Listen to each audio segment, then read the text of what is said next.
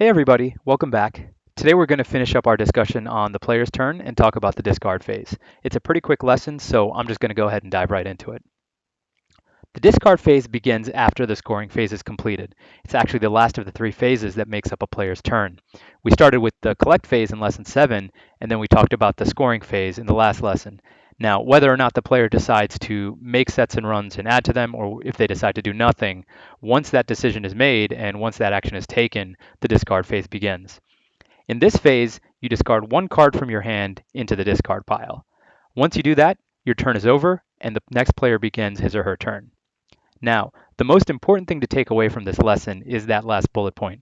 You must discard one card from your hand, regardless of the circumstances. It doesn't matter if the cards that you have can be used in sets and runs for you or to add to sets and runs you already have, or if they're so valuable to other players that you don't want to put them down, you have to discard one card. It's something that I would say that keep a I should say stay aware of or be aware of as the game progresses because you want to know what cards are valuable to you or even more valuable to other players so you can manage the cards that you discard later on in the game. Okay, now I'm just going to go into the card interface to give you a quick example of how the discard turn works. We'll go back to player 1 and their turn from lesson 7. They picked up that 7 of diamonds from the top of the deck. Didn't really provide much benefit. And then for the collect phase, player 1 was actually unable to do anything. They could not make any sets or runs, and they could not add to any sets or runs that they already had. So their I'd say their scoring phase was to do nothing, and now they're beginning their discard phase. Now, looking at player one's hand, and I'll take the place of player one for this example. If I was looking at my hand, there's not a lot of value in the cards that I have, but the card to me that looks the least valuable is one of those two Jacks of Hearts. And the reason for that is I have two of them. They're a duplicate of the same card. I don't know, at this point in the game, I don't know anything about the other player's hands, so any card could be of equal value to them. But to me, one Jack of Hearts does not give me any additional benefit over the other. All the other cards are unique, so they have some value, and maybe later on I'll get something that adds to the sequence or adds to the set that makes them more useful to me.